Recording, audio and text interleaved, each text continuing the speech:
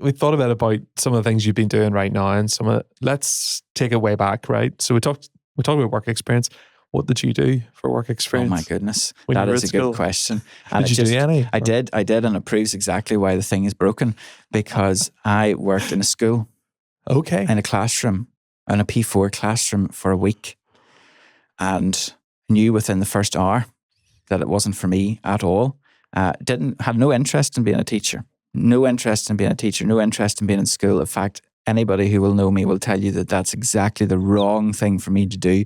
I'd either be locked up or there'd be children locked up by the end of the first day, and it would just not work. So yeah, I did work experience. It must have been in 4th form or 5th form. And again, my mum worked in a school. That was the easy option. That made most sense. She could take me there. She could bring me home.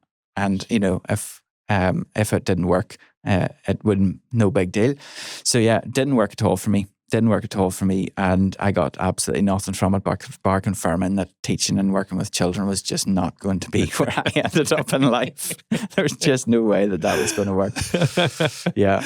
So what were the things that you didn't enjoy then when you were, say, back at school, and how did you start to think about your career when you were getting ready to leave school?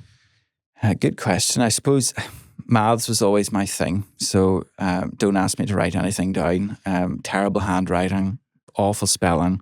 But maths, I could do maths inside out. So I always knew that I wanted to do something in a mathematical area of work. And I suppose for a small and very short time, I thought about sciences and maybe doing physics, maybe doing something like that and becoming the next astronomer, the next, And then one of my best mates at school has now got like 3 comets named after him, went to Oxford and did all the do. So I'm glad I didn't do that, because there would be nothing like living in the shadow of Dr. Matthew Nicol, who is just brilliant. So astronomy and physics were out. So did maths again, very traditional route, did my GCSEs and A-levels, post-primary, went to university, and maths subjects. So studied economics, decided that I liked how economies worked. I liked to understand what created wealth in a society.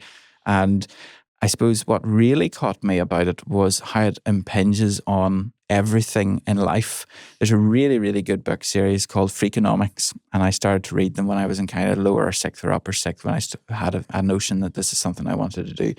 And it's really a series of short stories that tell you how economics can basically underpin pretty much everything in life, from what you name your child to any other sort of weird and quirky example. And it really captured me. It really captured that something like that, and working in an area where you're trying to create wealth, and that's often described as a bad thing. Wealth is very much sometimes portrayed in the media and in broader society as being a really bad thing. And it can be, especially if it's inequitable. And, there's a real issue, in Northern Ireland with income distribution and, the poor and the rich and the gap between them. And I don't deny that at all. But I think the creation of wealth in its general sense, as long as it's inclusive, has such power to transform lives, and transform lives in all areas of life that we're having big issues with, whether that be health, whether that be education, whether that be your well-being and your mental health. It hinges in all of that, quality of life, everything that people value in their life. Is impacted by economics, and that just for me was the ticket. I was happy that I might have a small part to play in that. So did you studied that after school then? Went to Queen's, did my bachelor's in economics there, and then did a master's course in applied economics, which was basically taking the theory that I'd learnt in my bachelor's degree and working out how that actually applies in the real world, because the bachelor's degree was literally just doing mathematics problems day in, day out.